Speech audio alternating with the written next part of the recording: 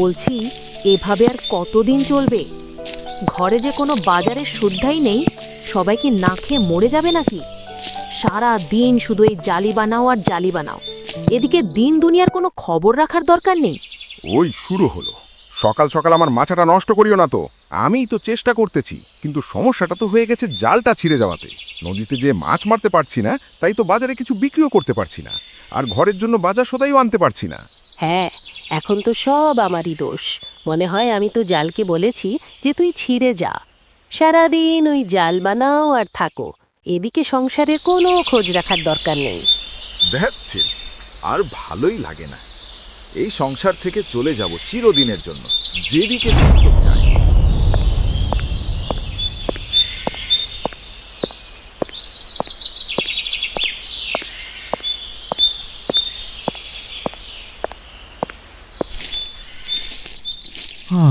সকাল সকাল মেজাজটা খারাপ হয়ে গেল।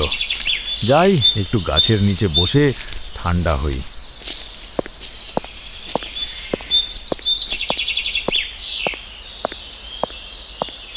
আরে করিম ভাই, যে এখানে একা একা বসে আছো যে?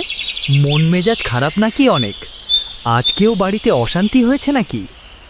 হ্যাঁ, কি করব আর বল, কাজ টাজ তো আর নাই, তাই আয় রোজগারও নাই। সংসারে শুধু অশান্তি আর অশান্তি। প্রতিদিন বউয়ের সাথে ঝগড়া, আর ভাল লাগে না আমার।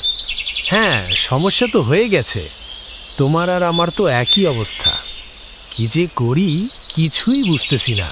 জালটা থাকলে তো আর কোনো সমস্যাই হতো না। এখন জাল কিনবো কিভাবে? টাকা পয়সাও তো নাই হাতে। আমাদের কাছে তো এখন একটাই শুধু পথ আছে, সেটা হলো মহাজনের কাছ থেকে উচ্চ সুদে কিছু টাকা ধার নেওয়া। হ্যাঁ, কথা তো ঠিকই বলেছিস। এছাড়া তো আর কোনো রাস্তা দেখছি না। ঠিক আছে, নয় চল যাই মহাজনের কাছে, যে কিছু হয় কিনা দেখি।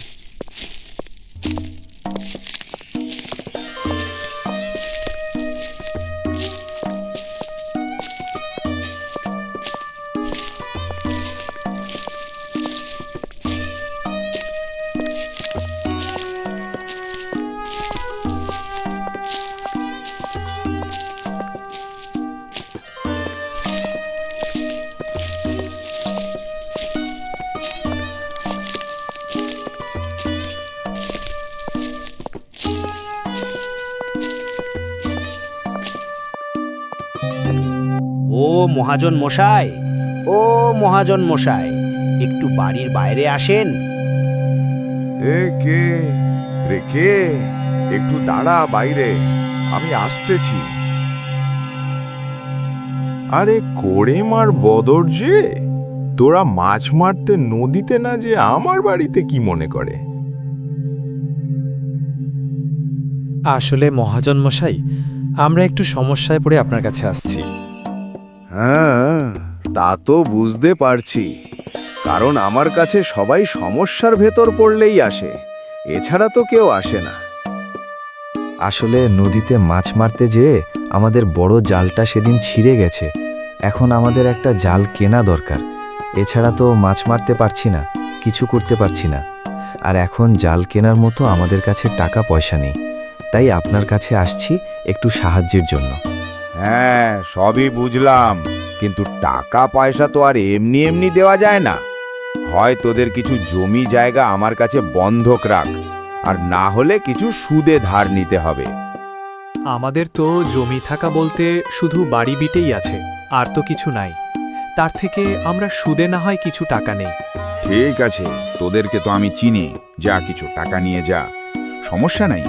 আমার কিন্তু প্রতি সপ্তাহে সপ্তাহে আমাকে সুদ সহ টাকা ফেরত দিতে হবে। ঠিক আছে মহাজন মশাই, আপনার কথা মতোই হবে সবকিছু।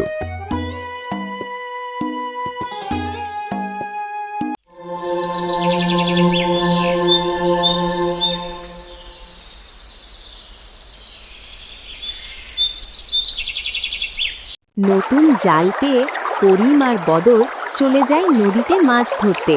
এভাবে তাদের কয়েকদিন ভালোই যায়। নদীতে যায়, মাছ ধরে, বাজারে বিক্রি করে এবং সে টাকা দিয়ে সংসার ভালোই চলছিল। করিম আবার আগের মতো বাজারে বড় বড় মাছ বিক্রি করতে শুরু করলো এবং সে আবার সচ্ছলতার মুখ দেখল। গ্রামে কিছুদিনের ভিতরে শুরু হলো বর্ষাকাল। সাথে শুরু হলো অনেক ঝড় তুফান বৃষ্টি। ওহো, এই বৃষ্টি থামবে কখন? এদিকে নদীতে না গেলে তো মাছ ধরতে পারবো না, এদিকে সংসারের খরচ, মহাজনের টাকা পরিশোধ করতে হবে কিভাবে? এত কিছু কিভাবে করব আমি তো বুঝছি না। কি আর করবে বলো, এভাবে তো নদীতে যেতে পারবে না। এই আবহাওয়াতে নদীতে গেলে বিপদ হতে পারে।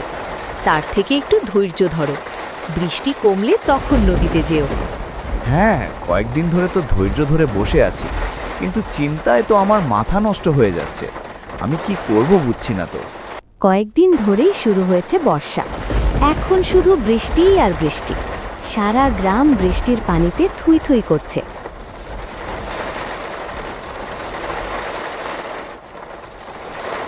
আরে, এই বৃষ্টি তো থামারই নয়। নদীতে আসলাম মাছ ধরতে, কিন্তু মাছ ধরবো কি? নদীতে নৌকা সামলাতে তো আমার অবস্থা খারাপ হয়ে যাচ্ছে। আরে বদর, ভালো করে নৌকাটাকে সামলে রাখ, না হলে তো কখন জানি উল্টে যাবে। হ্যাঁ করিম ভাই, আমি তো অনেক চেষ্টা করছি, কিন্তু নদীতে এত ঢেউ আর নৌকা সামলাতেই পারছি না। এর কিছুক্ষণ পরে নদীতে আরো বড় বড় ঢেউ আসা শুরু হলো। নৌকায় বড় বড় ঢেউ আছড়ে পড়তে শুরু করলো, আর এতে নৌকা সামলানো আরো মুশকিল হয়ে গেল।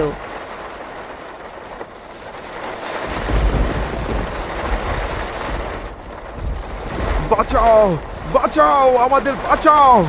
আমরা তো নদীর পানিতে ডুবে মরে গেলাম। নৌকাটা তো পানিতে তলিয়ে যাচ্ছে।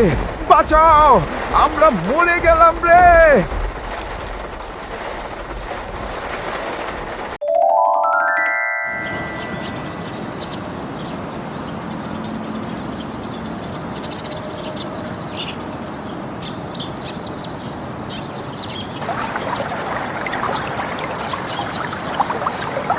কিছুক্ষণ পরে নদী শান্ত হলো, বৃষ্টি বন্ধ হলো।